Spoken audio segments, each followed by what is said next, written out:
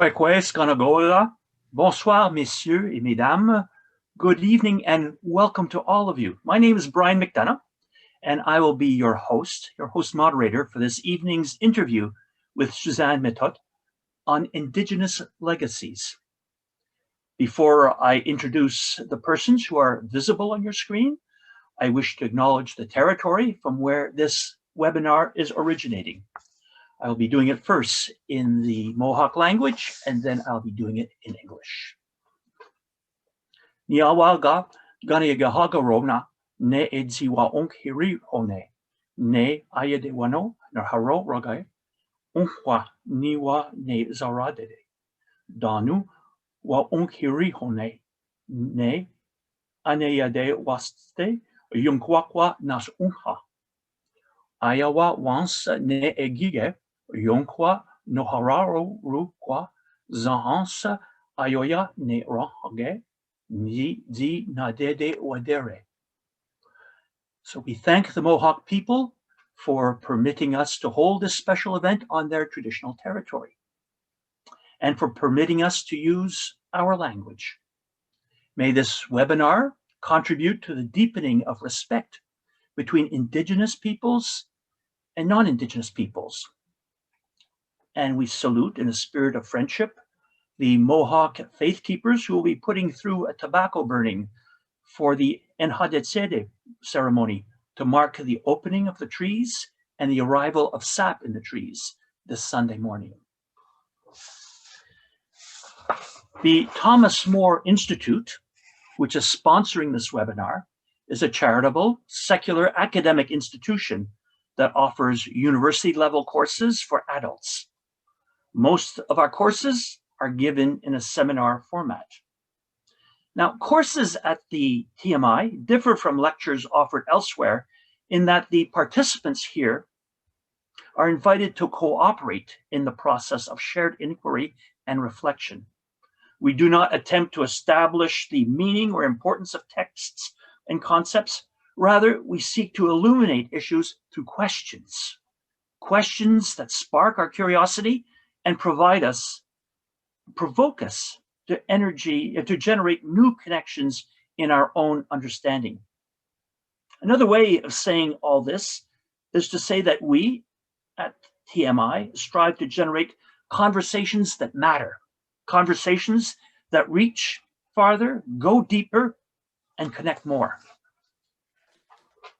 Here's our plan for the evening.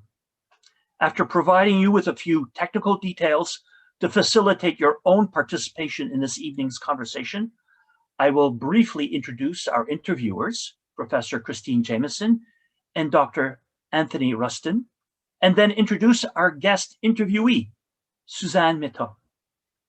We will then proceed with the interview itself, which should take about an hour. This will be followed by a question and answer period for about a half an hour, and you are strongly urged to submit your questions. We will close the evening around 9 p.m. I should mention that this webinar, including the Q&A, is being recorded. Now, if God forbid one of the interviewers drops out because of a faulty connection, we'll keep moving ahead. We'll do our best. And if Suzanne Methot disappears, someone will be working to get her back online. So let me just give you a few of the technical matters regarding your participation. I invite you to use the Q&A feature in Zoom for questions. You may enter your question at any time, and all questions will be passed through me.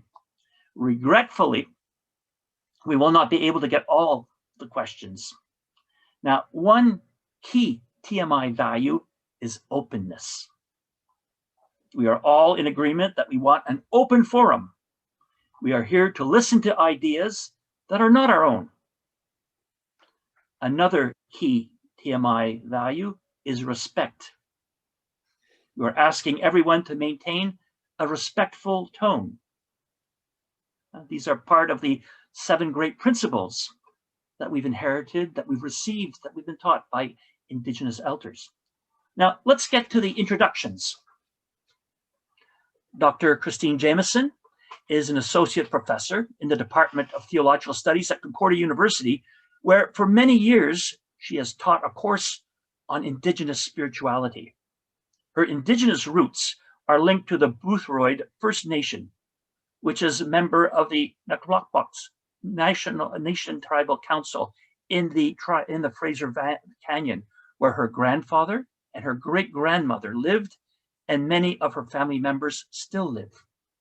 She recently completed the Indigenous Educator Certificate in Indigeology from the Wilfrid Laurier University and continues to deepen her experience and knowledge of Indigenous ceremonies and teachings.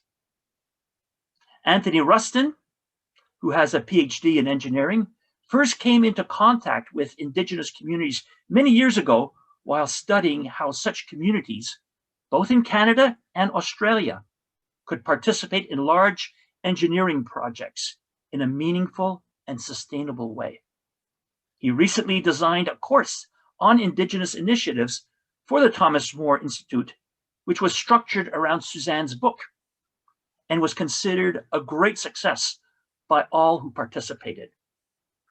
Both Christine and Tony and myself serve on the TMI board. Our guest this evening, Suzanne Methot, is the author of the nonfiction book Legacy, Trauma, Story, and Indigenous Healing. Right behind here. Okay. She co-authored a grade 11 textbook, Aboriginal Beliefs, Values, and Aspirations, and contributed to Scholastic's Take Action series of elementary classroom resource books. She's currently working on 3 books for children and young readers, and a novel set in northern Alberta. Suzanne is an educator and social historian who speaks on pedagogy, Indigenous worldviews and literatures, Indigenous approaches to health and wellness, trauma and healing-informed practice, and decolonization. She also designs programs and facilitates change-making sessions for the education, healthcare, environmental, and museum sectors. Born in Vancouver and raised in Sagitawa, in other words, Peace River, Alberta, Suzanne is Asiniwachi Nehiyaw, Rocky Mountain Cree, of mixed Indigenous and European heritage.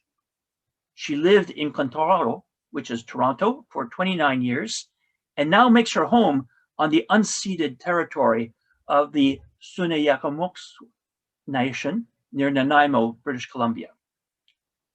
So let's begin the interview. Thank you so much, Brian. And Suzanne, it's so great to be here with you this evening. We've been planning this interview for quite a while, and it's really a delight to be here with you. And my first question has to do with the word reconciliation, which is a very kind of a word that's in the news so much because of the Truth and Reconciliation Commission. In your book, Legacy, you speak about what you call the first tentative steps that are being taken toward reconciliation, and that this is an era of change in Canadian society. You seem to suggest in your book that reconciliation is an issue of identity, Indigenous identity. It is part of the recognition that so much of reconciliation is really about recognition. But I really want to understand more deeply what reconciliation means to you. Yeah, start with the hard ones, why don't you?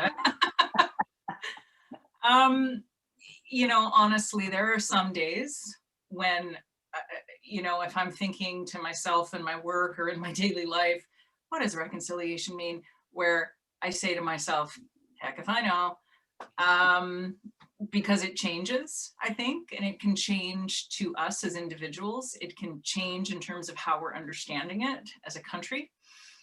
But most days, if you ask me what reconciliation really means, for me, it's about creating understanding, right? So, I mean, the dictionary definition, which anybody can look up, is, I think it says something about restoring friendly relations. And of course, that's about conversing as human beings and being, respectful of one another. And that's true, sure. But for me, it's about taking that extra step toward action. So restoring friendly relations, to me, the creating understanding part and the respectful dialogue and the listening and the conversation as equals, that's only the first step. The action to me is what is really important. So bringing Indigenous ways of knowing, being, and doing into the everyday, work-a-day life of Canadian society. And by that, I mean, Canada is, a Western sort of Enlightenment era society. There's a lot of talk, and our systems and institutions work on the idea of linear individualism, the so-called nuclear family, the whole system that we have in worldwide today, global capitalism as a way to achieve growth. And I'm going to put that in quotation marks because it's growth as Western society thinks about growth, right? This is not, to me, compatible with the Indigenous focus on relationships, on balance, on observing the lessons of the land. So as to achieve, the height of your own development as an individual and to achieve sustainable collective societies in which everyone is valued and everybody has the chance to contribute their gifts, to experience joy, all of those things we think about when we talk about, functioning societies that are well, and so that's why I talk about the action. Reconciliation for me has to be about that action of bringing Indigenous ways of knowing into Canadian society, because in order to do that work, creating relationships and balance, and these sorts of equitable societies, we have to start thinking more in circular ways instead of in linear upward ways, as I said, that sees growth as amassing monetary wealth primarily. But that also does not really talk about the growth of the human in terms of a connection with other people, really, or a connection between people in the natural world.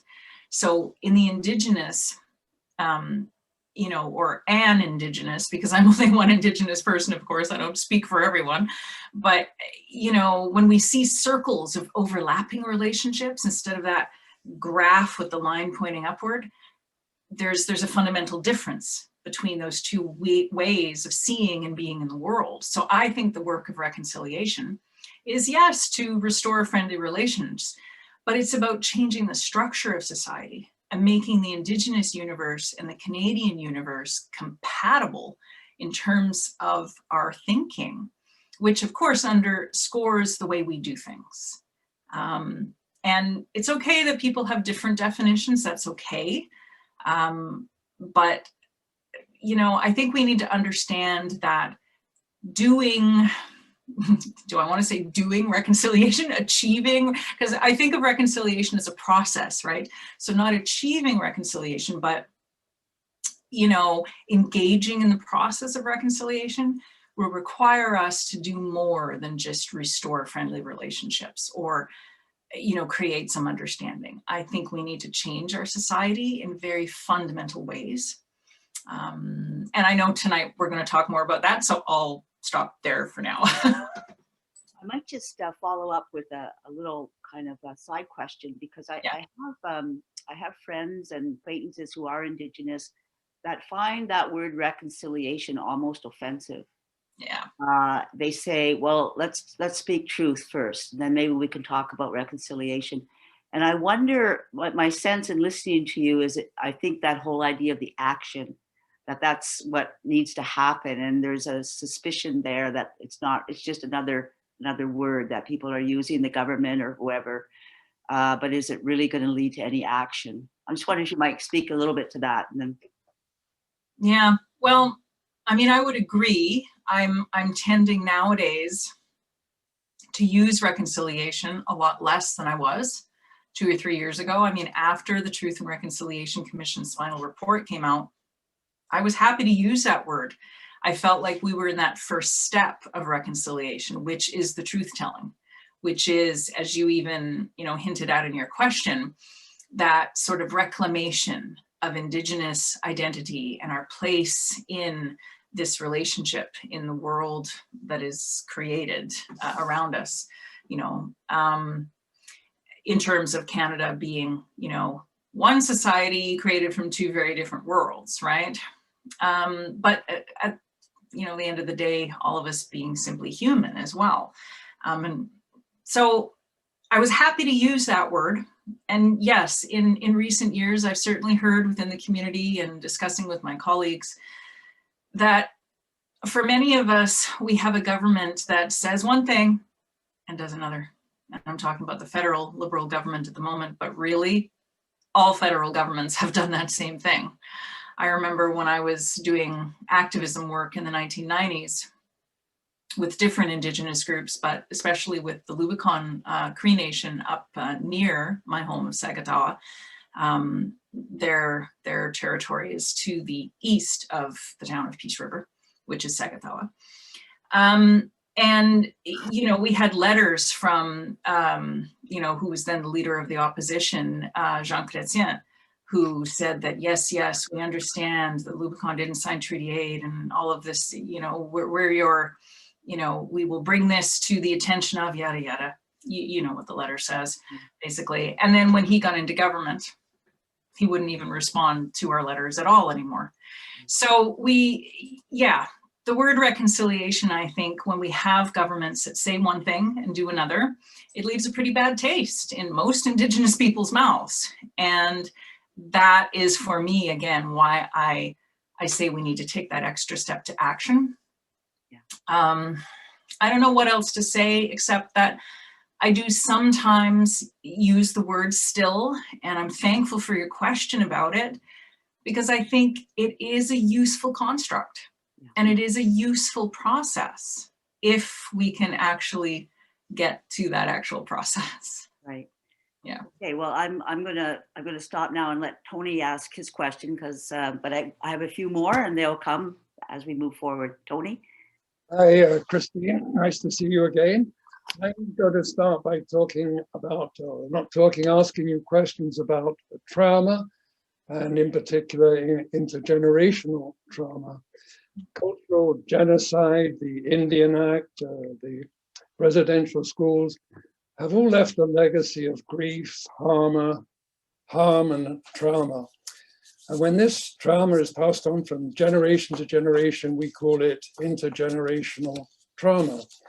When I attended the Truth and Reconciliation hearings a few years back, I heard loads of sad stories about how it had disrupted family structures.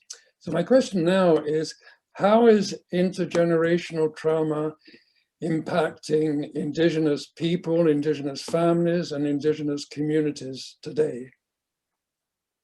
How is it impacting today? How long do we have?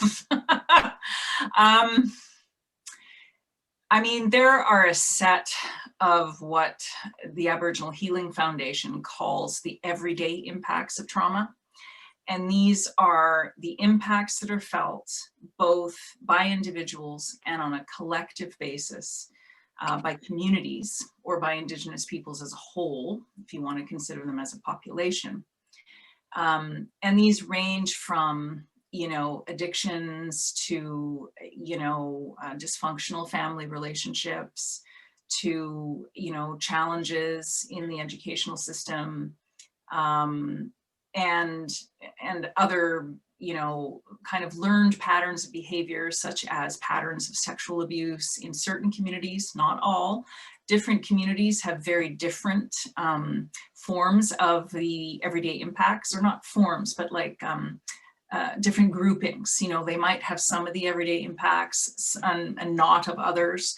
But, when we talk about these things, I always want to remind people that what we're talking about are the impacts of colonization, because it's the traumatic experiences of colonization. And by that, we mean, and this is where, scholars have written many a paper on this, and there's been, lots of sharing of stories to determine this. We're talking about everything from out and out genocide to the murder of political and cultural leaders to, the removal of Indigenous peoples from their traditional territories, either in the case of the Rocky Mountain Cree, my family's case, where we were just unceremoniously told to leave the area around Jasper, or what is now known as Jasper, when the government of Canada wanted to build the national park, to actual relocation, as we know happened with many Inuit communities. It's also about deliberate government policies such as removing Indigenous children to residential schools or day schools. It's also the criminalization of our ceremonies, such as dances or potlatch or sundance, these sorts of things, sweat lodges. Any sort of Indigenous gatherings were banned under the Indian Act for decades and decades. So these sorts of things have led to what is, those were traumatic experiences. Seeing, your entire societies either debased or, destroyed in some cases, in terms of the leadership being taken out, in terms of, the very deliberate dismantling of Indigenous families through the policies, as I said, of residential schools and other things. So when people have experienced that sort of trauma, it leads to certain beliefs about the world, like the world is an unsafe place and no one will help me. That in turn creates isolation, where the survivor feels unsafe in the world and so isolates themselves. That in turn leads to, an inability to, learn from others, learn from the natural world, sort of heal those emotions, the anger, the terror, the grief, the loss that that people experienced when those things happened. And then when people aren't resolving those emotions, then it gets passed down within families. And that's the cycle, as you say, where families start functioning in dysfunctional ways. And then that becomes a learned sort of pattern of behavior, families, communities, and then that gets handed down, right? And so then we see today contemporary challenges, such as the addictions and, being criminalized by, the systems of the dominant society for what is essentially the pain of colonization. So I would love to talk about, if we have time, how we work together to achieve healing from intergenerational trauma. Certainly every community and every individual is going to have different ideas on this, depending on their needs, their experiences. Urban, rural, on reserve communities are all going to have different needs, different ideas about the way forward, how we change society, how we change our communities, how we deal with these emotions and these learned patterns of behavior. But I think there are a few central things that we all need to do together to achieve that. And I think one thing that occurs to me at first, and I'm not sure why it occurred to me at first, but I'll honor it by saying, sometimes Indigenous communities are going to need space to be alone with each other in Indigenous only spaces to achieve that collective healing in some cases, whether that's ceremony or land-based education or whatever it is. And there are times we're going to have to work together across cultures, non-Indigenous and Indigenous peoples together. I've already mentioned the Truth and Reconciliation Commission. So I think, key to the process of healing from intergenerational trauma and let me state before I go any farther, before I get back to my TRC point, is that I think Canada has also suffered from the trauma of colonization, because we know that witnessing a traumatic experience can actually affect the bystander who witnesses it. You don't actually have to be the person involved in it. I think Canadians have been absolutely traumatized by some of the events that have happened in this country. So I think that's where a lot of the, cross-cultural stuff can come in, and to recognize that as well. And so I think when I mentioned the TRC before, the key is to listen. I think if we're going to move forward and really deal with, intergenerational trauma, I think it's key that our systems and institutions become trauma and healing informed. And I've started saying that recently. I used to only say trauma informed, which is what most people say. That's what the, sort of formal lingo is, for social workers and people who have a practice as a helper within community service practice. Educators talk about it as well. But to a certain extent, that keeps us thinking in the negative, the trauma informed, like thinking about the traumatic experiences and the everyday impacts that have resulted. So I want to make sure that, yes, we so need to know and understand that and the effects, but I also want to talk about trauma and healing informed, so that we know that we have to go past just the airing of the trauma, just speaking about it and knowing it. And we have to actually talk about what it means to be healed, what it means, and that's going to be different for each person and community as well. So what are the different meanings of healing? And to me, that starts with one question. And on a very basic level, it means, instead of saying to someone who is in the justice system or who is experiencing challenges in the education system, whatever it is, instead of saying, "What's wrong with you?" we have to say, "What happened to you?" Because by understanding a person's experiences, then you're going to understand why they think in certain ways, why they do things certain ways, where things have come from, what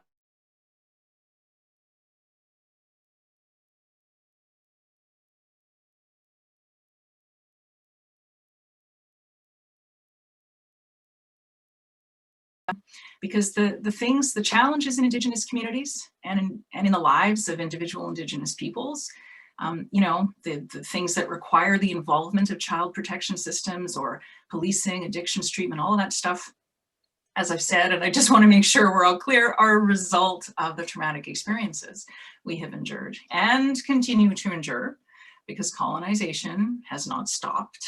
It's not a deficiency in our societies, in our ways of thinking or being.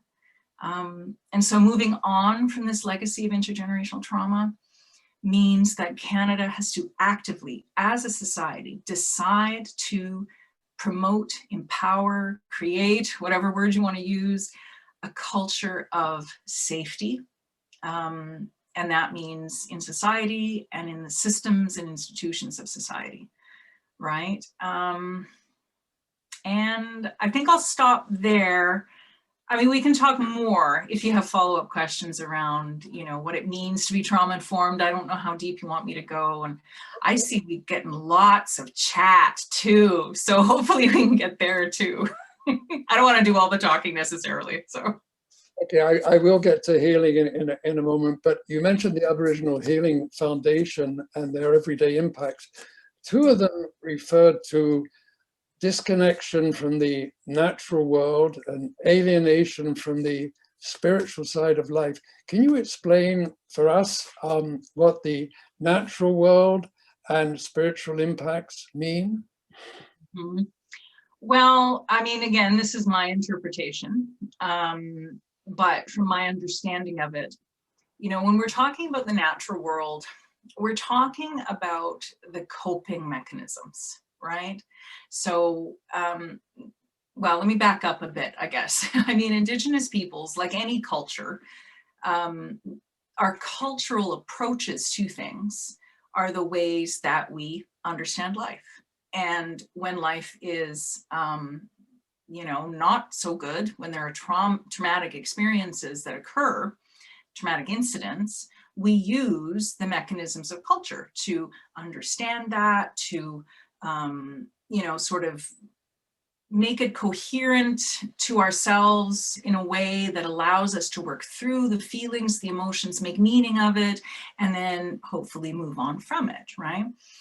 But, you know, and I don't know that everybody knows this or sees the connection that, you know, Canadians need to understand that when Indigenous peoples were removed from the land or sent to residential schools or, you know, were, you know, even taken away to prison. I'm thinking now of some of the Plains leaders who who refused to sign treaty because they felt it wasn't a good deal for their communities, like Snuneymuxw or Big Bear and other leaders.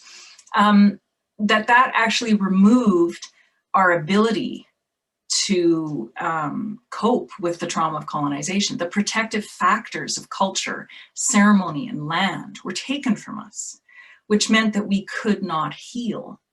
So one of the everyday impacts, you know, and I think why the Aboriginal Healing Foundation talks about that, is to understand that unless we have that connection or reconnection, unless we reclaim those ways of knowing, you know, that connects us to the natural world, we're going to continue to be isolated and unable to gain trust in other people, or unable to, you know, re-enter the world and feel that it is a safe place, right? So we need to talk about how we, you know, engage in this process of cultural reclamation, and especially restore the cross-generational knowledge transfer that is so much a part of culture and coping, and move forward from that and use that as the way to ground ourselves in a reconnection, a process of reconnection that will lead us toward healing. Did that answer it? I hope so. I just want to take a quote from your book where you talk about the healing process that Indigenous communities have to create new narratives with compassion instead of anger, blame, and revenge. Given how much they've endured, that's a lot to expect. Who's going to lead them through that process? Oh, again, how long do we have? Well, I'm not sure it's the politicians, either from our communities or from the dominant society, because I think politics is a job, it's a performative thing. We need leadership. That's a lot different than politics. I want actual leadership as opposed to performative leadership. I think the youth, the young people, this is why I'm turning the Legacy book into a YA. I'm working with a co-author on a YA version of Legacy, because I think, although lots of young people are reading Legacy, I've had messages from people saying as much, but I think the young people are going to be also our future leaders. And they're already, young people are doing an amazing amount of work. You know, everything from genealogical research to language reclamation to getting their teaching certificates and going back to urban or on reserve communities and teaching the younger generations. You know, creating programs, land-based programs, art programs, everything. So I think our artists as well, I think are people who we have historically and certainly before colonization, and still we see our artists as leaders. So I think there's many people who could act as leaders. I don't necessarily think it's the people we think of as leaders today, though. So. Okay, I'll let Christine carry on. So my next question has to do with land, and I think that you've already kind of began to touch that. Maybe we can just dig a little bit deeper about the importance of land for Indigenous people, which is very, very different than how land is understood from, you know, from a kind of a Western non-Indigenous perspective. I mean, I'm often struck when I'm driving on the highway in the middle of the woods, and all of a sudden, out of nowhere, I see this sign that says "for sale," and it always seems kind of a bit weird, almost offensive to see that. So I just wondered if you would speak a bit about, if you would speak to the importance of land, particularly for Indigenous peoples, why that's so important. Well, I think, to start with a very broad idea, but it's an important one, is that, to my understanding, what I have heard through my particular cultural lens is that, and I'm going to look out my office window now at the big trees outside, the land teaches us everything, absolutely everything. When we learn from the land, we learn how to be in the world in a way that works. So instead of, power over and domination and ownership, as you mentioned, when we actually look at the land and just sit and listen and watch, instead of doing all the time, when we're quiet and we watch and listen, we see that it works in a way that is absolutely about balance and very complex relationships. And if anybody hasn't read the book Braiding Sweetgrass by Robin Wall Kimmerer, they should, because that's a book that talks a lot about that. I feel like I want to tell you a story. I won't make it too long because I know we don't have all night, but because I'm looking out at those trees and yeah, I have had over the last year and a half since I've moved back home out west after, as the introduction stated, I was in Toronto for like 29 years.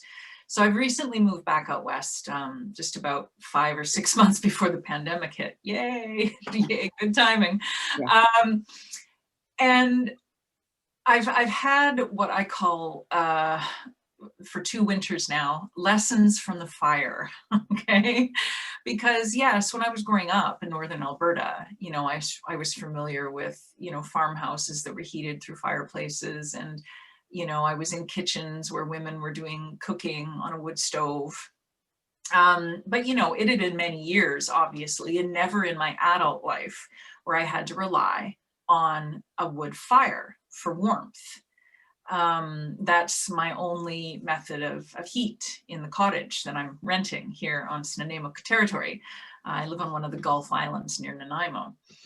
So I've been undergoing for 2 winters now this process of understanding and gaining lessons from the fire. And it started with, number one, it had been many decades since I'd split some wood. So I had to reteach myself, wait, how do you do an axe swing without chopping off your toes? Okay, doing that. And then how to store that wood, what it wanted, what it needed as a living, breathing entity. Wood is alive, it was a tree. And just understanding that, wait, what am I going to use for kindling? Sure, I have some larger, stuff that I've hacked off the logs, but you need even like twigs before that on top of your mossier paper, right? So then I go around and I'm looking at there's an acre of land here I'm lucky enough to be, experiencing, and getting, little twigs to put on top of the paper, right? And every time I would pick up one of these twigs, I'd say thank you to the tree, because it's like, free twigs, right? And I get to use this stuff to make a fire. And then learning how to build that fire, because at first, oh heavens, I was putting the kindling on, I'd have a nice roaring fire, and then I'd put a log on it, and it would immediately get all smoky and all weird and put itself out, and all these like out patches that were just dark. I'm like, what am I doing? And I realized it was because I was putting logs on that were too heavy. So I just had to sit and I had to look at the fire and watch it and let it teach me how to make it. So trial and error and watching and look at that part. It does that. Oh, well, next time I'll have to do it that way. Letting the lessons from the fire kind of bring me into this new space that I'm living, this new place. You know, it taught me my utter insignificance as a human being. It taught me how truly pathetic humans are. I'm relying on this fire to heat my home and to make me comfortable. And yet, you know, like without it, I'm freezing cold. And, you know, just realizing that the land here gives me everything that I need, but the trees give me the ability to survive. But if I don't have twigs, then I don't have a fire, sort of thing. I don't know if that even, see, Indigenous stories, we don't usually tie them up with a bow at the end. It's not like Western fairy tales or stories where they have like a clear moral or a clear sort of conflict resolution pattern. I guess all I'm saying is that over 2 winters, I've learned from the wood stove, from the fire, and understanding the fire as a living entity, that it taught me how to survive here. And that now that I can make a nice roaring fire, and now that there's twigs ready for me, and I swear those trees are dropping more twigs since I've started saying thank you. I swear they are. Right? All I know is that this process has shown me that this is where I'm supposed to be, that the land accepts me. Because if I still couldn't make a fire, it would be like, well, that's the land telling me something. I hope that makes sense to people.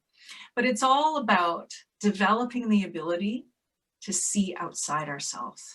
Because human beings are very, we see ourselves, we don't see our effect on the world most of the time. And we don't live as if we are part of this world. We live as if we are somehow separate. And to return to a state of health and well-being, we need to be and we need to act in concert with the land. We need to see the air, the water, the soil as our relatives that we must speak with on a daily basis. When I'm picking out that twig and saying thank you, that we have to ask permission of, like, can you please drop more twigs? I'm a little short on twigs, right? It can be something as simple as walking every day and saying hi to the land and to the non-human creatures, or something as intensive as a land-based healing program, something more formal. So it's just understanding the land as teacher, getting outside of yourself, and realizing how utterly insignificant we are, and that how much help we need. And so to be thankful for that help. And if there's one final point I could make, since you're talking about land and territory, that word, I want to end by saying, we need to also remember how much of Canada is unceded territory, UNCEDED, for those who might not be familiar with the term. You know, it hasn't been ceded by treaty or war. Pretty much half of this country. And of the treaty territories, many of the treaties, of course, have not been honored. And many scholars have written research papers about this. If you don't believe me, right, you can look that up. So understanding the importance of land in terms of the future, you know, Indigenous legacies, healing from intergenerational trauma, creating a more equitable society, all of what we're kind of hinting at or talking about tonight, we have to understand the importance of the land and territory in terms of the wealth of the land, and that the wealth that is derived from the land has been taken from Indigenous peoples and reassigned to Canadians. And that is why we have so much poverty in so many Indigenous communities, because non-Indigenous peoples have the land, and the land is wealth.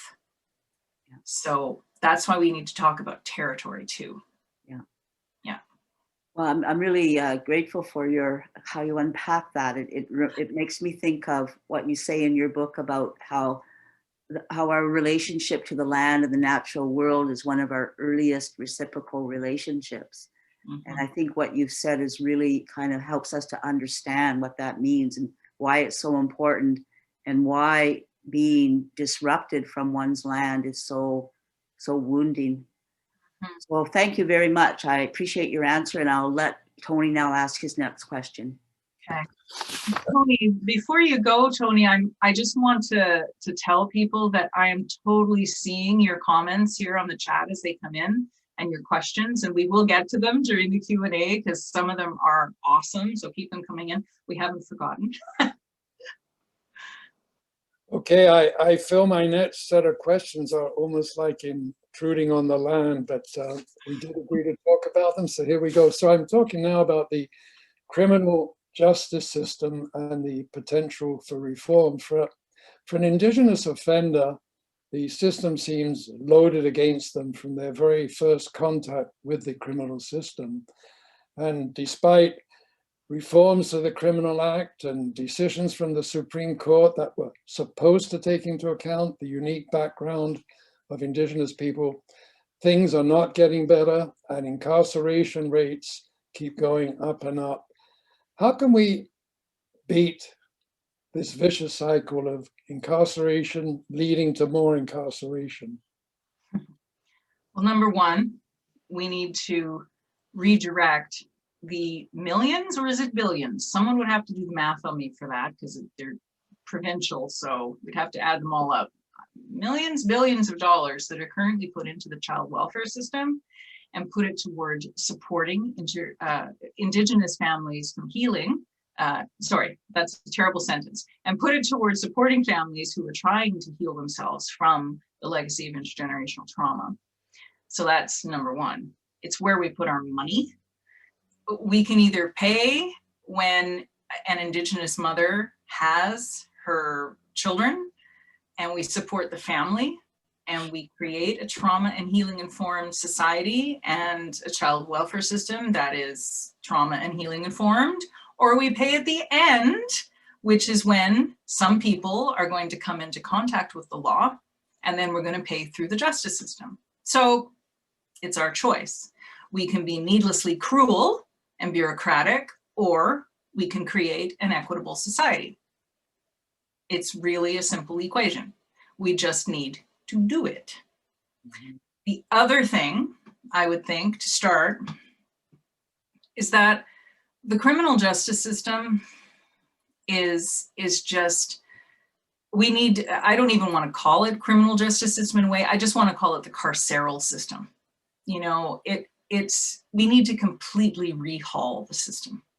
It's not a system that creates change for most people. I know Marie Sinclair has spoken about the fact, and I've seen this myself, I've known people who've experienced this, that for some Indigenous peoples, going into the prison system is actually the first time that they're introduced to their cultures, because there are elders who work within the prison and jail systems as well, both provincial and federal. And there are a few programs, and there is the Healing Lodge for Indigenous women near the border there. It's Maple Creek, Saskatchewan. I always think of it as right over the border from Alberta, but that's very Alberta-centric, isn't it? You know, so there are those things in existence, but they're few and far between, and it's like a of the actual people who need those services, who actually receive them. Well, I guess there's a third thing I want to talk about too, just to sort of introduce all these ideas and then get into a little more detail, is that, you know, the justice system, we saw this recently with Kimberly Squirrel's death in Saskatchewan.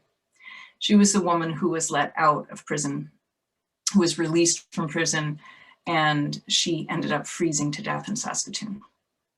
And this is incredibly distressing for her family, of course, for the community, but for all Indigenous peoples, because it was needless. If we had supports for people who are in remand, you know, waiting for trial, if we had supports for people who were accused or who were deemed offenders, released from jail and prison, these sorts of things would not be happening. And, you know, the bureaucracy in the last few days since Kimberly Squirrel's death has been saying that, you know, well, it's up to the person. Well, of course, but if if you create a system where, you know, and part of being trauma and healing informed is making sure that we create safe spaces by, you know, ensuring that clients, you know, whatever word you want to use, folks that are accessing the services have choice, that they have the power to decide what they want, when they want it, how much of it they want. Yes, choice is important, but don't put it on the person who dies after release and blame it on them. Well, you know, and say, well, you know, it's up to every, you know, person who's in here, it's their choice. I think if we embed these sorts of supports into the system, then it wouldn't be about choice. We would be creating a safe system that was clearly compassionate, where people would feel safe to explore what they needed to change their lives, right? One thing I should say before I even move any farther, because there's so many issues, is that also the justice system as we know it today is actually becoming one of the biggest, if not the biggest, systems of control for Indigenous peoples. You know, as you said, you know, incarceration rates are going up even as crime rates in Canada go down. And most new dangerous offenders who are labeled with that, you know, and placed into that category, which means they can be held indefinitely, are Indigenous peoples. It's completely out of whack in terms of the percentage of the population who are actually Indigenous, the percentage of the population, the prison population who are Indigenous, you know, vastly overrepresented. And then we look at the dangerous offender category, vastly overrepresented. So basically the carceral system is functioning as a new continuing maybe, I should say, method of control for Indigenous peoples, where they're just locked up for incredibly ludicrous offenses that a non-Indigenous person would get like a fine for, or not even any jail time. And they're deeming Indigenous offenders as dangerous offenders. And, you know, I think that is also a part of the legacy of intergenerational trauma, where we see that some Indigenous folks do have a lot of anger and learned patterns of behavior, but we need to make the carceral system into a system that is beyond the bureaucratic and unwieldiness that we see today, and where it looks at people's individual circumstances. Too many people are locked up simply because they're self-medicating their pain. So they have addictions and they're locked up for, you know, whether it's trying to access, you know, illegal drugs, or whether it's trying to, you know, access prescription drugs, but on the street, or they're living with the effects of mental illness or fetal alcohol spectrum disorder, or they're living in poverty. And so, you know, doing certain things to try to survive, or they acted in one moment in a way that's centered on a lifetime of unresolved emotion to do with the effects of colonization, you know, the anger, the fear that I mentioned. And then that determines, of course, how they interact with society and the people in it. And the carceral system, instead of responding with compassion, with supports, and with an understanding that we need to really look at the legacy of intergenerational trauma and how we change that in every individual's life, as well as in the life of the families that they come from. We need to just change the system to be able to do that work. Now, I'm not, I live in the real world, so I know that this work is not going to happen tomorrow, but I do see some really good work. Oh, the chats are coming in.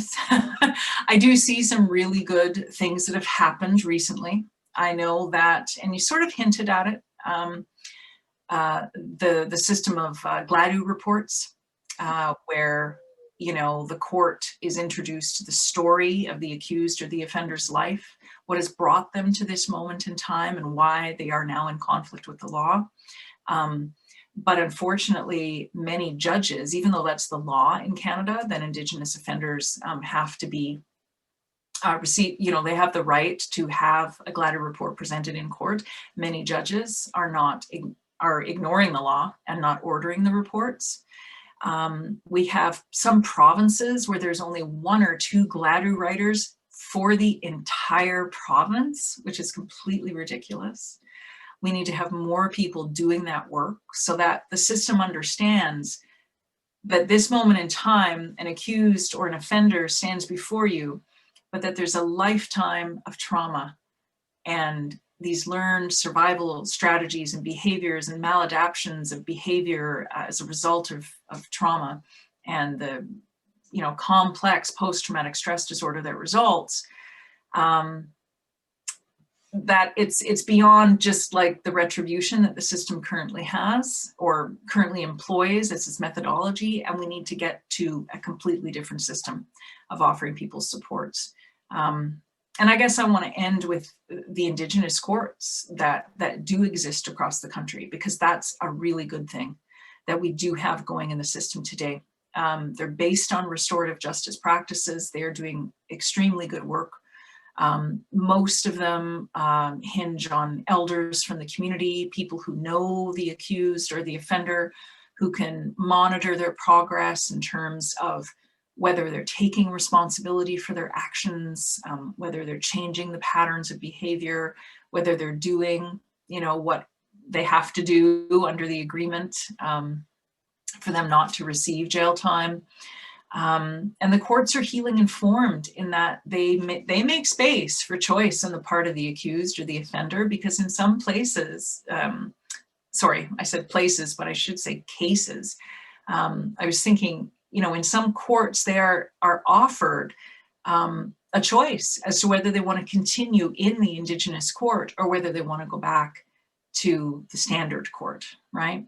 So there's good stuff happening that is trauma and healing informed, but we need to do more, and we need to come from, instead of the deficit and paying at the end, we need to spend the time and the money and the expertise on the front end, where we support families, where we support survivors, where we support people who come into conflict with society and support them in changing, what they're carrying, how they're interacting with people. And that will benefit society as a whole, instead of this revolving door that so many Indigenous offenders pass through and through and through all the time. Well, Christine, you did a great job of answering the questions I didn't get around to asking, but you answered them all. So Christine, carry on. All right. Suzanne, maybe this is just a quick question, because I want to make sure that we do have time for the questions from the people that are listening in. I think when listening to what you're saying, I can't help thinking about the importance of education. And you are certainly, education has been a really key part in your life. And I wonder about the impact or the role of Indigenous educational initiatives, what they play in terms of the healing of trauma. And I think you have addressed this partly, but I'm also wondering about the role of education in lessening systemic historical racism. So the kind of education, for non-Indigenous peoples. Maybe you could just say a few words about that. Yeah, sure. Well, first of all, we have to consider that there are urban Indigenous education programs in many school boards. So there's urban stuff happening, or stuff happening in the urban environment. There's also land-based education programs in rural or on reserve communities, run by the local education authorities. I know of some cultural schools as well in more remote communities that sort of combine land-based education or culture-based education, also with a trauma and healing informed approach. And that is some of the most exciting and also difficult and challenging work that's being done today. And I think whether it's, an urban Indigenous program at a school in like Winnipeg or something, or whether it's a remote community with a cultural school. I think it's just really necessary that these spaces be created to continue the cultural reclamation that I pointed to before, to revive that cross-generational knowledge transfer. I think they're important as well because, unfortunately, they can be about providing a safe space for Indigenous students who have been re-traumatized, so traumatized by colonization, but also re-traumatized by the education system. Because what's key to these programs is that they merge Indigenous ways of knowing, being, and teaching and learning with the provincial curricula. So unlike residential schools, where Indigenous peoples are basically taught how to be like farm hands at all, or, you know, memorizing scripture, you know, these are robust programs that are teaching, you know, what our students need to know to go forward to university, to college, to work, to whatever they want to do. But they're done through the lens of, you know, Indigenous ways of knowing, being, and teaching and learning, as I've said. So it's a more holistic approach. And so that's part of the cultural reclamation where students can experience that, some of them for the first time, you know. These programs are, and this has been my experience, they're especially good for students who have been labeled as somehow deficient by the public school system. You know, they've had various labels applied to them, like, oh, they have oppositional defiant disorder, or they're this, or they're that, and oh, why don't they attend, or oh, and it's always like the fault of the student. Unfortunately, the system really blames the student. When in fact, of course, the problem is that the system isn't meeting the child's needs. And we see this especially with students who come from families with, you know, a history of intergenerational trauma. So I'm working with several school boards at the moment who really have a commitment to and are taking action around indigenization, decolonization, trauma and healing informed approaches, you know, decolonizing pedagogical approaches, so the how and the why of education, like, you know, what teachers need to know. There's even talk of, you know, I'm trying to create something, I'm not sure what exactly it'll be called in the end, but it's like a holistic pedagogy. And I think how that takes us from the systemic and sort of history of racist beliefs and just the myths and stereotypes and assumptions that so often affect Indigenous peoples and provide, you know, and put up barriers to their success in Canadian society and in their own communities as well, because it's all about education. So whether it's the teacher who is educating him or herself on, you know, the reality of Canadian history, of Indigenous histories, plural, because every nation, of course, has a very different experience and contemporary experience as well, or contemporary Indigenous realities for various Indigenous individuals, then that goes out farther into the community, right? So when non-Indigenous teachers are doing that learning, they're going into the classroom and they're not just teaching Indigenous students, especially in an urban environment. They're teaching classrooms that have some Indigenous and some non-Indigenous, because as you might know, like depending on the stats and how you measure it, between 60 to 70% of all Indigenous peoples live in urban environments. Yeah. So the majority of our students are attending urban schools. Yeah. So when those teachers do that work, to decolonize their pedagogy and to bring these approaches into their classrooms, they're teaching non-Indigenous and Indigenous kids. And I think that's how the education system, I think, is key. And Murray Sinclair said that as well.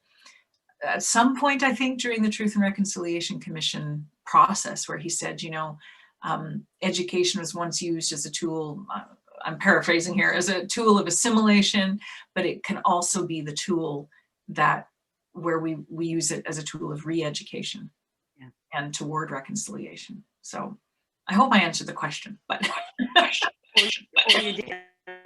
it's very hopeful. I mean, I as an educator, I think education is important, and I think it's a key tool to, you know, to moving forward in the future. So I thank you so much for your answer. Tony? Well, moving very systemic and historical racism against Indigenous people.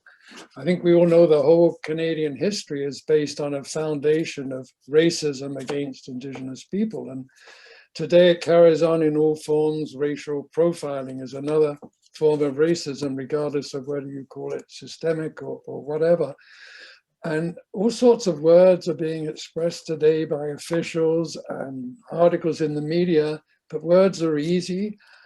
Are you confident, or are you optimistic that true actions will be taken to reduce all forms of racism? Depends on the day, Tony, depends on the day. There are days when the stories come over the airwaves, and, you know, CBC just carried the most recent one, you know, of the, and I'm sorry, I don't know his name. He's a young country singer, Indigenous guy, and he was at some awards, you know, some meeting, you know, and somebody said that, oh yeah, why do we give the Indigenous singers in this category a bursary? Or someone said that, and then someone else at the meeting said, well, you know, we can't give them a trophy, they just go pawn it. Right? So this happens all the time. And when stories like that happen, yeah, I can have a bad day where I'm like, grumble, grumble, it's never gonna happen. And then there's days when, you know, we do wonderful events like this, and, you know, we get wonderful questions, and, you know, we're having the conversation that we need to have, that I referenced at the very beginning of tonight, right? And where I think this is how the work is done. Because for me, there's again, those two steps. There's the reflection, the learning, the listening, the watching. And then there's the reflexive action, which is once you have a new understanding, what do you do with that? What action do you take with that? And then that's the change. So I do see it happening. The more conversations we have, the more work that we do in our systems to create change. But I think there's a lot that Canadian society just accepts as sort of fact. And by that, I mean, you know, a year ago when the RCMP tactical squad took down, you know, the Wet'suwet'en land defenders and their allies at completely lawful, by the way, barricades, because that is unceded territory that is not Canada. And I think a lot of Canadians have a hard time understanding that, or accepting that, or visualizing that. Like, what do you mean it's not Canada? It is not by war or treaty changed from being Wet'suwet'en territory. Canada says it's Canada, but it is not Canada. So when we have the RCMP tactical squad in there making way for the corporate development of territory that doesn't belong to them, doesn't belong to anyone, but then I think, you know, and by the way, what happened at those barricades, you know, it also infringed on the constitutional rights of citizens, lawful protest. So there's days when I think that the road ahead of us is going to be long and hard. But then when I look at the media coverage of what happened last year, when I look at conversations like this, as I've said, I think that things have changed. Things have certainly changed since the 1990s, when I was just a little baby in my 20s. And, you know, I was doing street protests and activism. And I see that there has been a change since then. I see that we are having deeper conversations. I do have hope for the future. but I'm not going to leave everybody with like, you know, a happy rainbow story, because we have a lot of work to do. We do. We have so much work to do as a country. So I don't want to be a bummer, but I'm going to say I have high hopes for that work. Christina, Suzanne, rather, sorry, I'm going to ask one more question on progress, and then Christina's going to finish up. There was an opinion piece in the February edition of Maclean's written by an Indigenous author, and she wrote, "Reconciliation has not just gone off the rails. Many Indigenous people think it is dead." She talks about broken promises by the Prime Minister and others, and she talks about Canada choosing paths of injustice. Can you give us a comment on that and give us your overall impression about progress during the last decade before Christine finishes off? Well, it gives me the chance to just sort of tie up some of the threads that I've said tonight. That, you know, we do have governments that say one thing and do another. So I agree. I didn't read that particular piece. I don't get to Maclean's very often anymore. But I would agree with that author that, you know, it's going to take a reckoning in Canadian society. I don't think it's completely dead, because I think there is a lot of people, and I do see it in a lot of younger people, as opposed to some of the older generations. Sorry, that's what I've noticed. You can disagree with me if you'd like, anyone in attendance. But I do see that a lot of young people are starting to just shake their heads and say, but why? It doesn't have to be like this, right? So I do have a lot of hope that we can make change. But I think, you know, and I said, and it's true, that I have seen changes since the 1990s. You know, but social justice is about changing the structure of society so that we can address inequities. So we need to change the systems and institutions. The conversations are not enough. It's not enough to have Indigenous professors at a university, although that is good and better than it used to be. We actually need to have universities functioning, at least in part, in ways that are in accordance with Indigenous ways of knowing and being and teaching and learning. It's not enough to have the elders and the occasional, you know, program in a prison. As I've said, we need to take down and completely rehaul the carceral system. I'm calling for nothing less, right?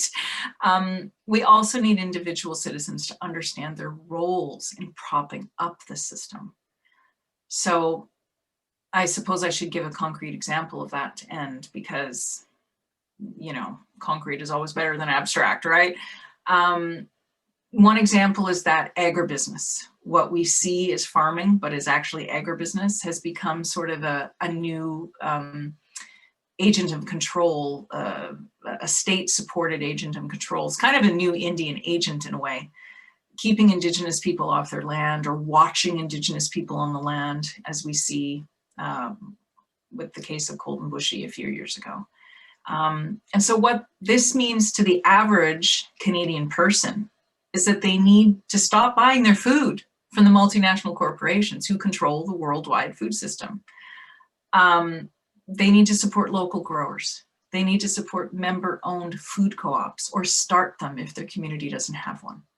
They need to support community-supported agriculture and get their boxes delivered, right? They need to even start growing their own food, but buying their seeds from small companies, because the big agribusiness multinationals who control the food also control most of the seed supply. It means taking your wealth out of the banks who support the industries that harm Indigenous peoples and communities, and maybe putting it into credit unions where you have a vote on how your money is used. I don't think change is really going to be possible when the government does performative leadership, plays politics, and seems to be more concerned with that unsustainable growth achieved through this global capitalist system that we have, and that thrives on and is designed to support a very inequitable society. I think citizens need to start realizing that they prop up these systems. We prop up these systems. And if we stop allowing the corporations to make money off the harms they create, we can actually change the system and make the world a more equitable place. So I say all that to try to tie all these themes together, that it's systemic, it's institutional, it's about reflection, yes, but it's also about action. It isn't necessarily about the politicians, it's about finding the true leaders. It's about taking responsibility for that leadership yourself for creating change. So we could talk for more. Maybe I'll just stop there. But yeah, I think change is possible. I have seen change, but there needs to be some serious change beyond where we've gotten. I don't think everything's completely, you know, dead. People holding up the signs, reconciliation is dead. I don't think so necessarily. I think maybe that term is dead. I think we need to start talking about social justice. I do have hope for the future. Call me a relentless optimist, but I don't think I'd survive this long if I didn't have hope. Last question to you, Christine. What I wanted to ask you about, Suzanne, is there are so many notable achievements by Indigenous peoples that are, you know, that are becoming so really kind of emerging in universities, literature, the legal profession, etc. And so I'm wondering about the impact of the work of Indigenous people in these areas. Do you think that it has a positive impact? I'm thinking about some Indigenous children and adults, particularly in northern communities. Is this having any difference with them? And then somebody else in the chat also asked about the role of elders, and I'm wondering, are elders kind of role models in some sense? They can be. I mean, you know, every community decides who is an elder, who is a knowledge keeper. They have their own standards for that. I do think that our own communities that we know who our elders and knowledge keepers are. It doesn't necessarily mean that every person can, you know, not everybody can play those roles, and they're not roles that are self-decided or self-chosen. You know, we all have gifts and we all have that individual ability to decide what we want to do in the world. But I think to be in those positions of leadership, and use the term role model, you know, knowledge keeper, elder, that has to be decided by the community. The community is going to decide what role you will play in that regard. Yeah. I mean, but I'm thinking of, you know, I actually want to mention some names, because when you talk to me about like notable achievements of Indigenous people, and I've got all of these fantastic people and the work they're doing in my head. You know, I think of Sheila North. You know, she's the woman who brought the MMIWG hashtag to prominence. She invented it.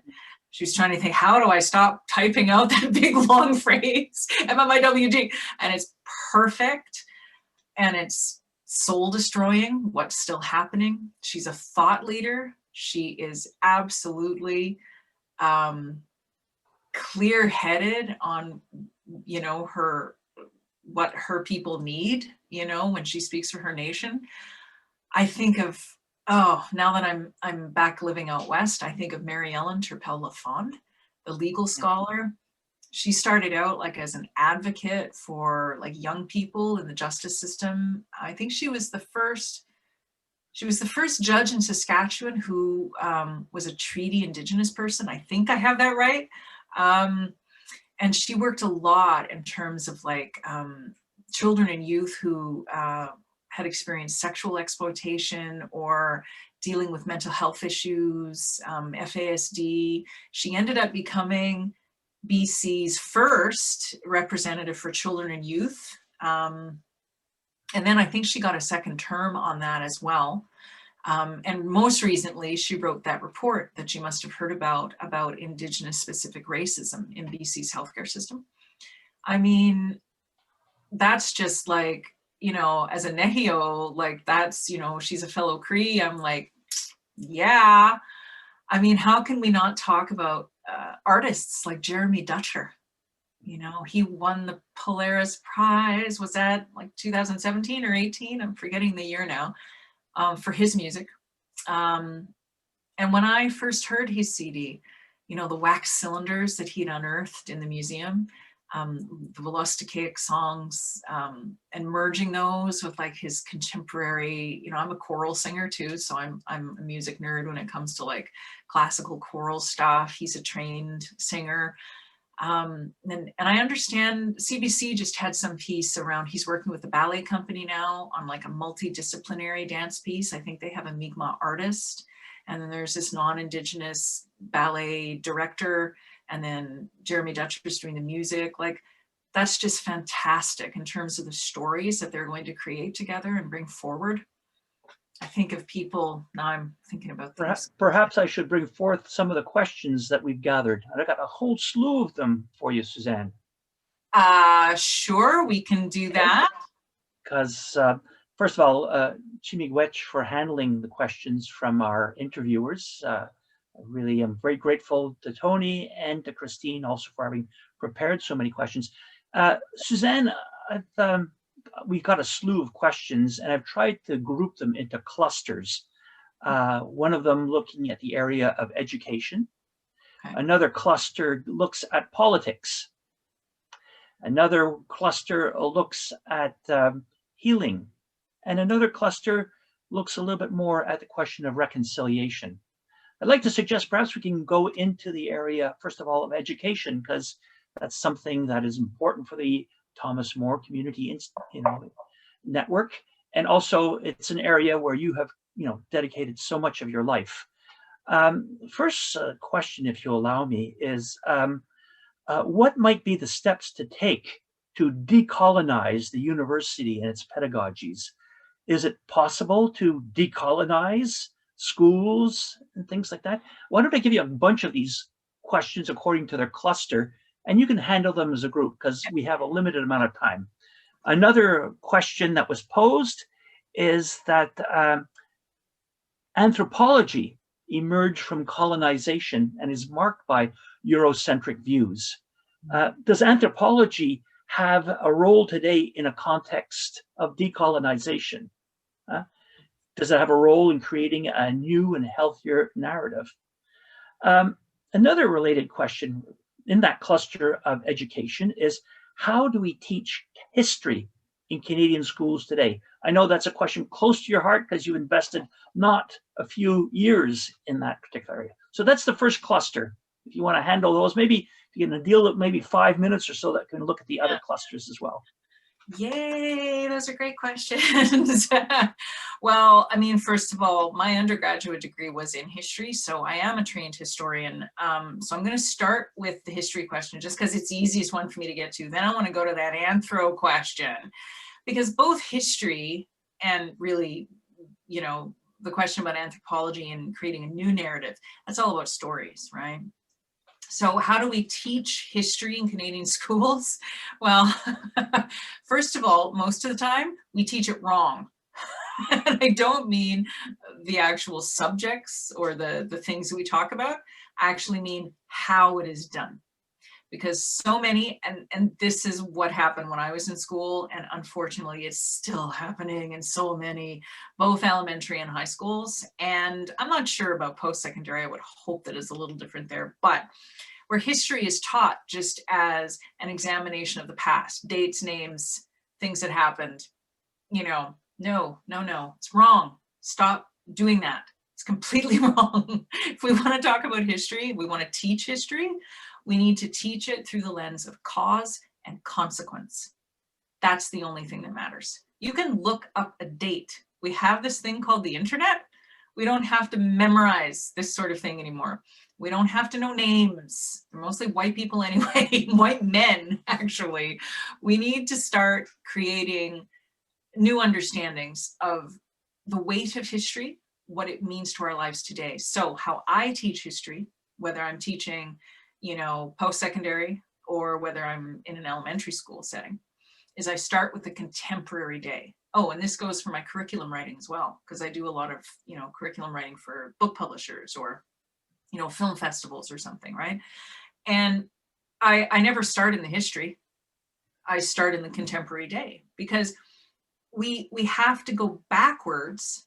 And so we're examining our societies, plural, today, and then we're working backwards to what is this historical antecedent or precedent that has created the situation today. So how do we teach history? We start in the present.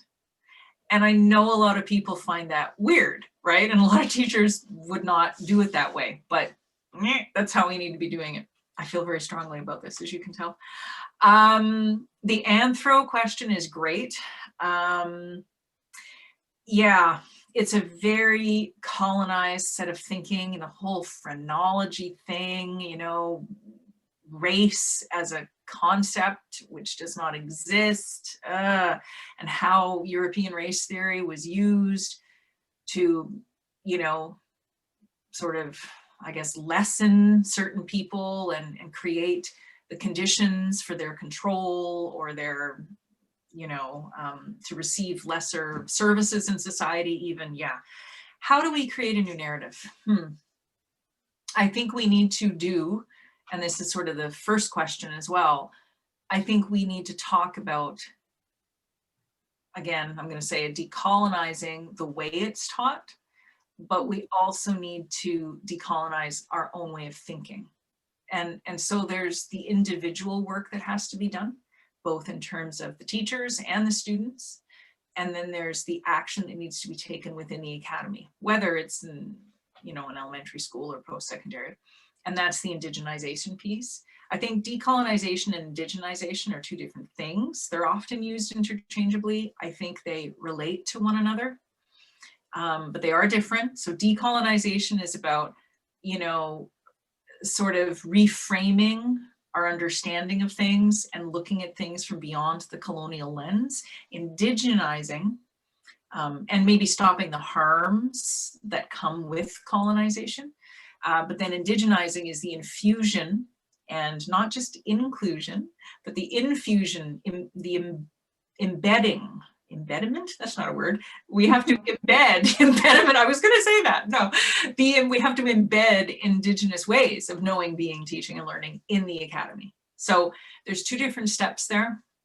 And I just wanna say for that anthropology question, that, you know, creating new narratives, I think we need to go way back and we need to talk about, you know, our theories, because what the dominant society, I think, has in the textbooks and considers to be truth and fact is very culturally specific, and it's there to hold up race theory and positioning in society and inequities. So what I'm talking about here is the Bering Strait theory, the idea that, you know, we haven't, you know, always been here, that you know, there's many different theories on this. I can't get into it, we don't have time, but there's a book people should read. It's called Bones, and it's by a Canadian author, Elaine Dewar, D-E-W-A-R. I don't know if it's still in print, but it should be in libraries somewhere. It should be still in print if it's not. And that'll tell you everything I don't have time to talk about here, but we definitely need to create new narratives around Indigenous presence in the Americas, because when we do that, so that's the decolonization piece, then the indigenization piece would be to recognize Indigenous oral narratives and oral history and what we know to be true in terms of our migrations around and in terms of our contacts. And yeah, I'll stop there, but we need to create new narratives. Yeah. Thank you. Let's move into the area of politics, because what you just said there seems to point to some of the questions that I've introduced into the cluster I call politics. First of all, how do we move out of the Indian Act, and what do we replace it with? And you've got 5 minutes. Let me give you another question on that. Is that, do you think that Bill C-15 is an empty gesture, or something good that can come out of Bill C-15, which is the federal government's attempt to implement the United Nations Declaration on the Rights of Indigenous Peoples. And regarding the United Nations Declaration on the Rights of Indigenous Peoples, certain persons have posed questions about the idea of nation to nation. And in a Quebec context, for certain persons that have expressed these questions, it raises all kinds of concerns because of the sovereignty movement, our history, referenda, and this. And there is a concern about what does the United Nations Declaration on Rights of Indigenous People mean in terms of Indigenous sovereignty, and the thorny, complex issue of if nations are living side by side on the same territory, well, how do you share that territory? That's a big, tough one. Yeah, And, 5 minutes. okay, why don't you do those? And then I have another question regarding some of political actors. But if you want to look at this, these are two huge questions, if I want. Yeah. Well, all I can do in like 5 minutes or less is give, you know, the broadest of sort of, you know, connections that I have at the moment. What do we replace the Indian Act with? Anything other than the Indian Act, put it that way. But I know that, you know, listen, you know, the Asiniwachi Nehiyaw, well, Nehiyawak, plural, my Cree is terrible. That's what colonization has done. Thank you, Government of Canada. My Cree is terrible. You know, we are a non-treaty, non-status nation. So our communities are still living throughout the mountains. We've married into other Alberta nations that are treaty and status. Many of us have dispersed, although we carry with us the history, the stories, what we know. I know that it's important. So obviously I'm not an expert on, like, you know, on reserve issues, right? And the Indian Act applies to status Indians under the law, that's the term, right? But what I do know in terms of, you know, what I've heard in the community and from colleagues is that if we don't have the Indian Act, what do we have? Because, you know, as we saw with Trudeau the First, with his attempt to bring in the white paper, and then the subsequent, you know, red paper that was released by Indigenous leaders at the time, there does have to be a Citizens Plus understanding of Indigenous peoples and our place in Canada. We were here and we had functioning nations, and we have a right, as UNDRIP clearly states, to our land, our customs, our healthcare, our, you know, ellipses. But we also know that the Indian Act is horrible. It's what the world's only legislation that is race-based. And the reserve system was meant to, you know, keep us apart from Canadian society. So there's, and don't even get me started on the status and the inheritance, you know, and Bill C-31, all of that stuff. What do we replace it with? Well, I'm not sure. I would have to leave that up to the leaders who know more than I do. But I would say with anything but the Indian Act, there are so many problems with having Indigenous peoples as a separate caste of society, governed, you know, and from a trauma perspective, having, you know, having the federal government control every aspect of an Indigenous person's life, from where and how much their glasses cost, to whether they get healthcare under the Jordan's Principle issue for their child in a hospital, whether their children be considered an enrolled member of a certain community. Like, no, it is oppressive, and it is just, no, we need to get rid of it. But we can't get rid of it. Do I know what? No, we can't get rid of it until we have something to replace it. And I think that has to be up to the communities who are status to talk about that. I think that kind of relates to the nation to nation idea, which would bring us to UNDRIP as well, because why the Indian Act is wrong and bad and horrific and oppressive is because it doesn't recognize Indigenous peoples as nations of people who are self-governing. And it replaced our pre-colonial governing systems with patriarchal colonial systems, right? So I think, do I think Bill C-15 is an empty gesture?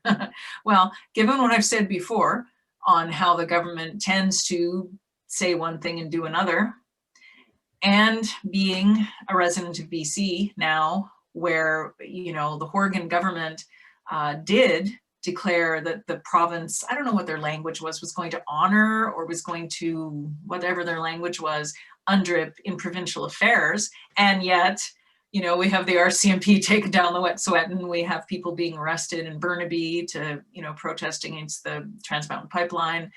We have things that are happening, right? So do I think it's an empty gesture? Probably.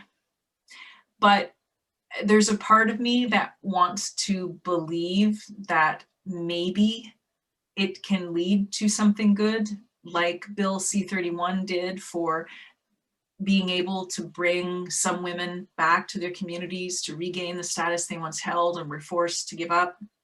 I'm hoping that it can be of some use. Do I think that they really want to engage with us in a nation-to-nation basis? No. I think the government of Canada wants to keep the land and keep the wealth and keep us exactly where we are. Thank you very much. I do not know if the citizens of Canada are going to continue to stand for that, however. About UNDRIP, I think the last thing I would say, how do we honor Indigenous sovereignty on shared territory? Well, that's the work going forward, isn't it? That's the work of reconciliation. We have to figure out how to do that. And I think there are ways. When we look at the Land Guardians program, when we look at what happened with the Great Bear Rainforest, that, you know, colonial systems sort of, you know, and I'm not an expert in how that went down. If someone else is, please add to the conversation. But when we look at how the colonial government legal system recognized Indigenous sovereignty over those areas, I think it's entirely possible and it can entirely work. We've seen it do so. We now have something called the Great Bear Rainforest.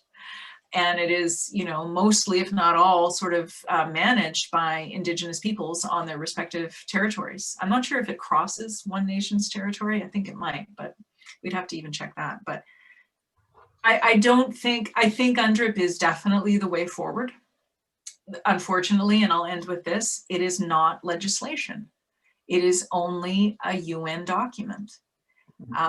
So Bill C-15 again. I mean, maybe I can, maybe Suzanne, now I'll go into the second part of the politics question, because many people raise questions in this area.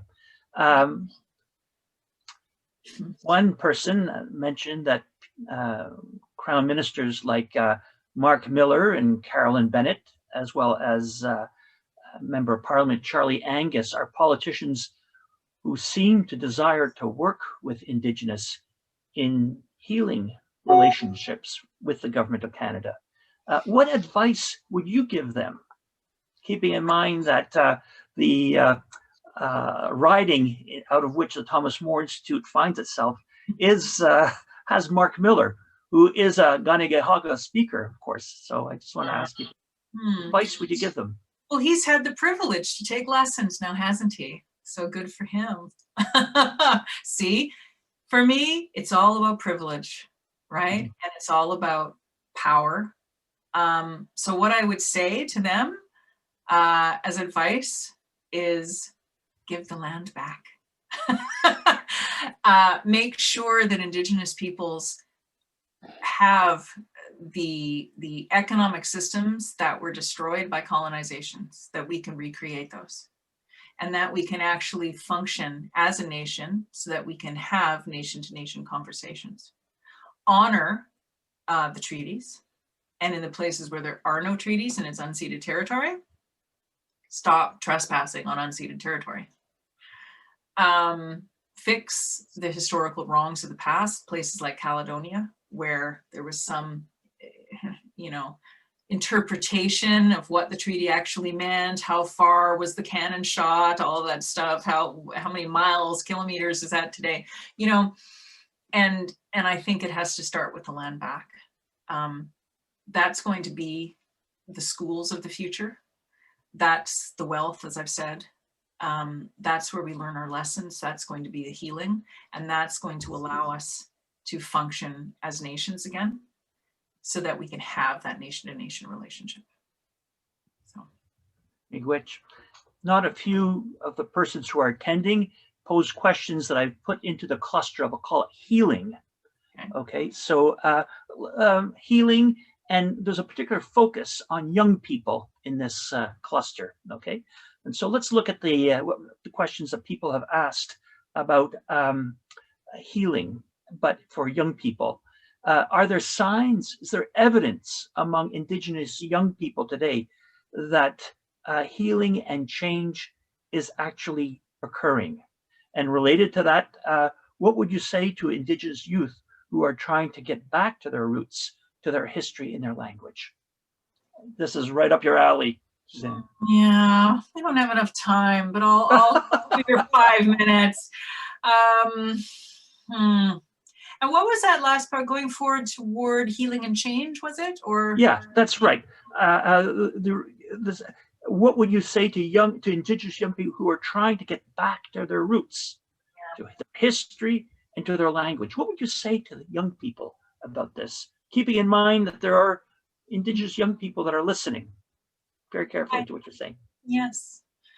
Oh yeah, now you stressed me out. Because I realized, oh God. No, joking aside, see, humor is a coping mechanism. So that's one thing. Make sure to laugh. It is, yeah. Among all of the weirdness, amongst all of the things that are happening, try to experience joy. Whether it's saying hi to that tree, or whether it's going to a ceremony, if you can access them, whatever it is, you know, being with a friend who makes your heart, you know, joyous. Allow yourself to feel that joy, because I think, and there's been some scholarship on this. Maria Yellowhorse Braveheart down in the States, across the medicine line down that way, has written about this in her work as a trauma scholar. You know, that it's really hard for Indigenous peoples today to feel joy sometimes because of the weight of history, because of what has happened, because we are so connected to our ancestors, that sometimes it's really hard. It feels almost like a betrayal if we are happy, because there is so much work that needs to be done. And we invite those ancestors in to be with us, and we know that some of them, we don't even know their names. We don't even know that history because it was never written down, and that cross-generational knowledge transfer was interrupted, and so our oral histories were interrupted. Yes, all of that is true, but there is also so much joy in the world, in the universe. And try to connect with that, because that's the healing energy. In terms of language reclamation, yes. I have nothing else to say. I learned Spanish a decade or so ago, and I'd love to learn Cree, but you know, yes, that's a big one. Going back to roots, you know, we all have such varied roots, right?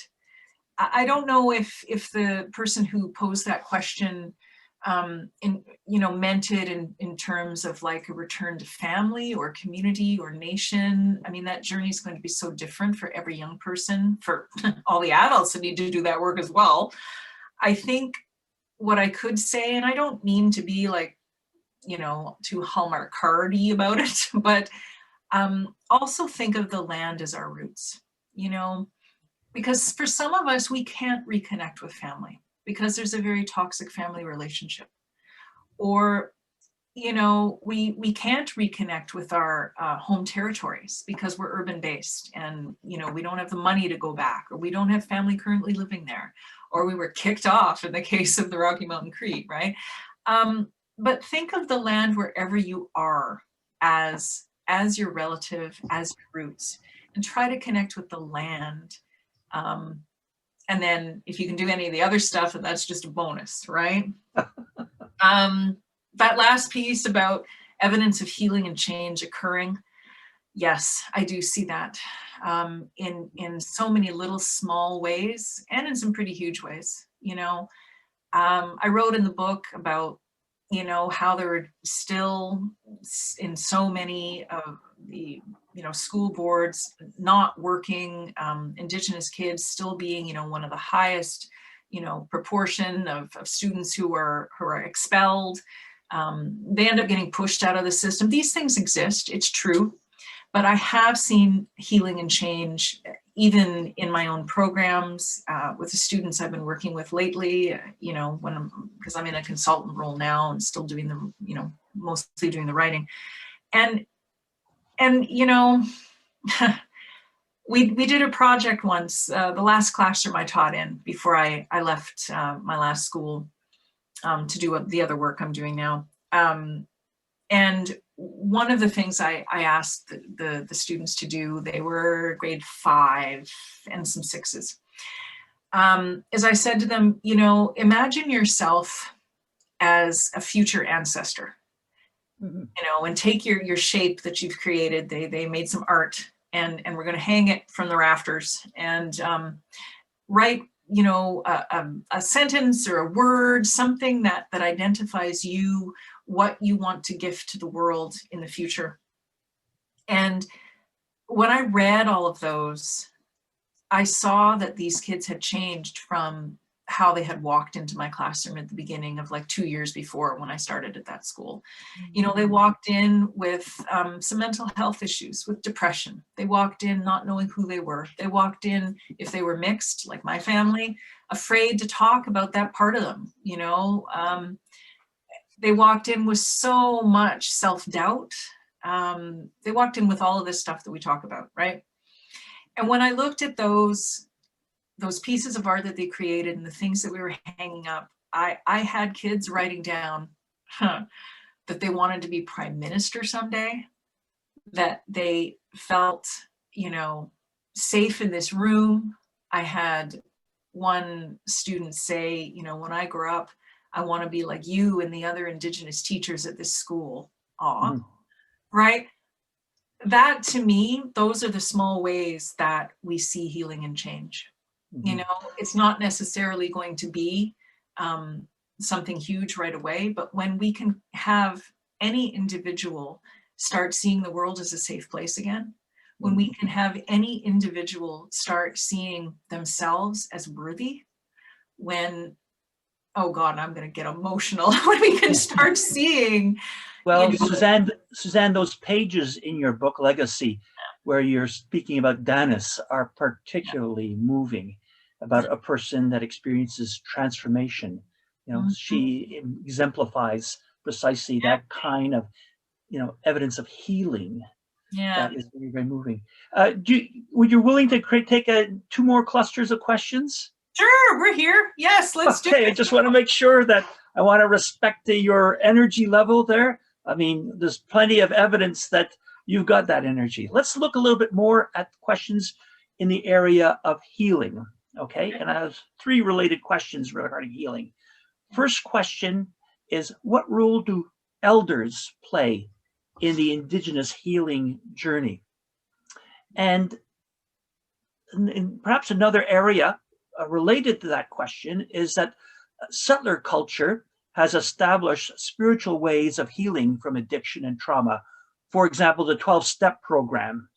And the questioner asked is this approach a useful framework for Indigenous and non-Indigenous to meet on a common ground and heal together?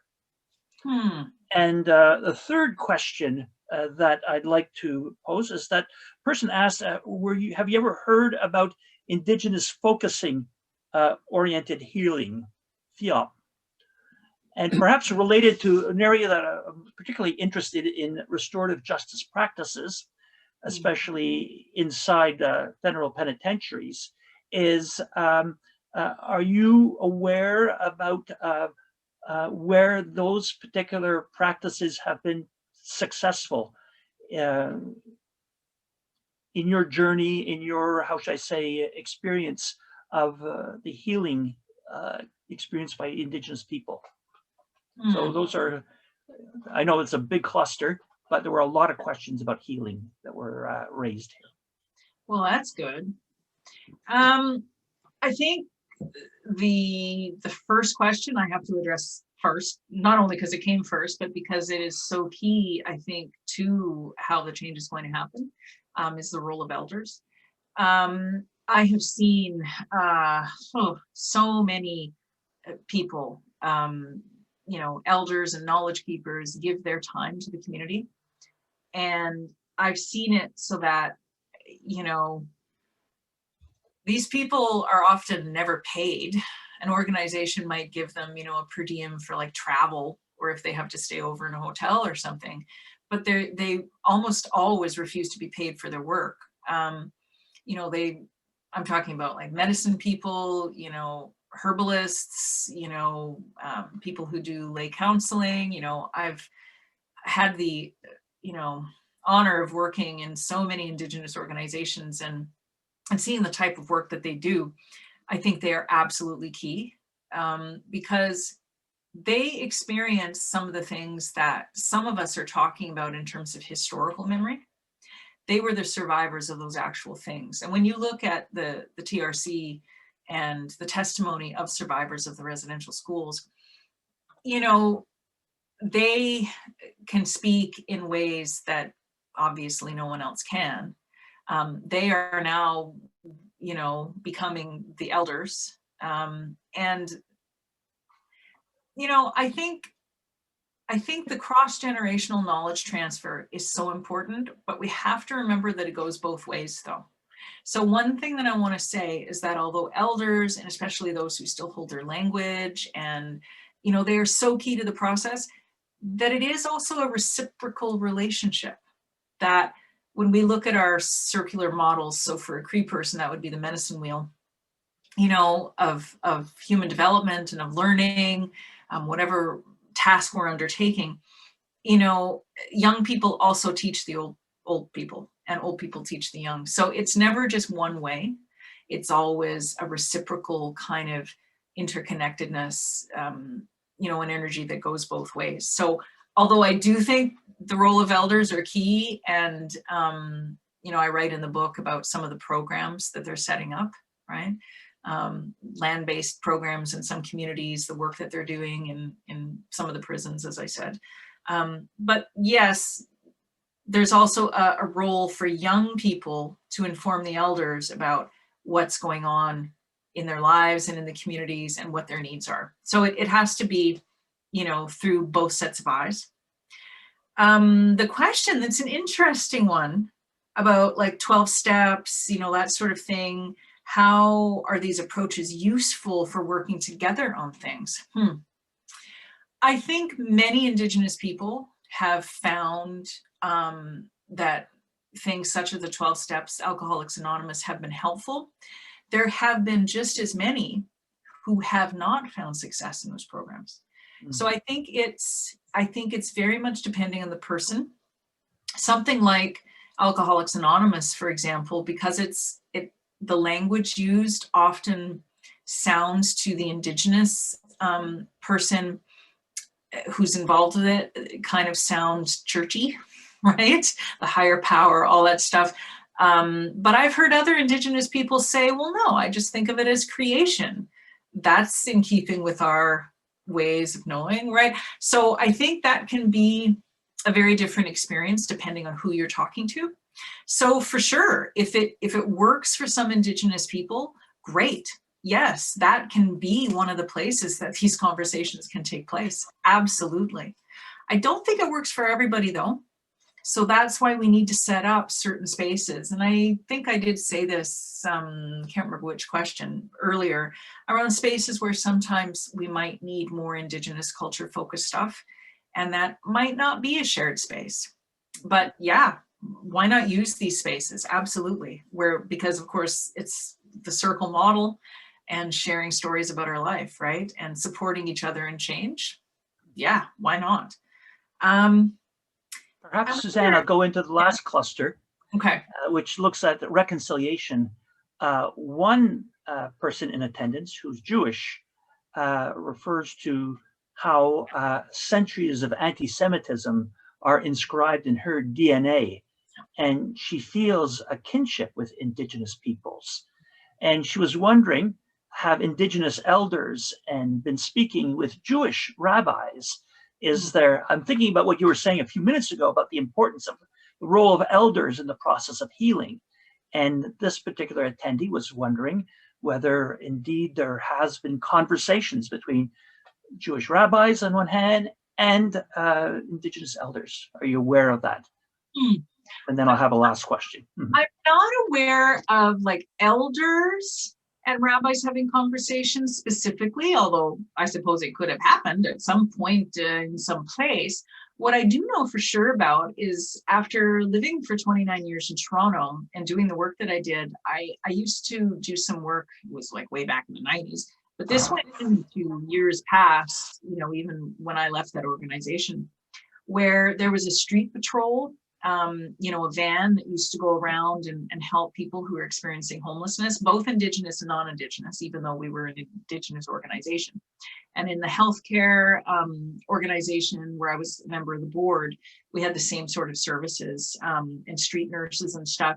And I know that there were a couple of programs where, you know, were they local synagogues, I do believe, you know, made donations and helped fund these services. And so through that service to community and identifying the Indigenous community as a community that they'd like to work with, the conversations were had between members of the congregation who would volunteer on the street patrol with the Indigenous organization, and of course with the organizers and the employees of, you know, the organizations. And I do specifically remember that there were some really interesting media stories, probably back in the aughts now, around, yeah, this sense of shared, in a way, history of, you know, oppression and intergenerational trauma. And how do you come out of that? What does it mean to heal? How do we create change in society? You know, especially around, you know, hate crimes and, you know, everyday experiences of oppression, and how do we share our stories with each other so that we can support each other in this work, right? I do know that that was happening with those organizations through the Street Patrol program, yeah. I'll just close with this statement, this comment from a number of people where they express that they really like your stories. They really like, for example, your story about how you learned from a stove, you know, and indeed people were wondering whether learning from a stove is a little bit like an experience of healing, and is it like also the experience of artistic creation. So people were interested in the relationship between learning from a stove, the process of healing, and creative activity. Absolutely, yeah. I think I've learned that. Me and my wood stove, yeah, it's my writing. It's like my writing. We have this, like, someday I'm like, oh, I love you, you know, because it's behaving and it's doing what I want. And then when it's not, I'm like, oh, I hate you. And that's like every relationship, right? Like some days you are in love and sometimes you're like, I want to strangle you.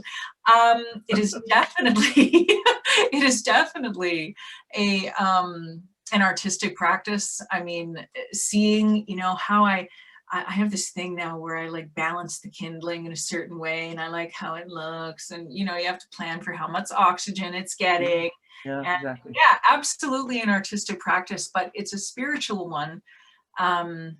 You know, understanding that fire as a being, and it ain't always going to do what I want it to do, whether or not I'm freezing cold. So yeah, it's an interesting observation. Yeah.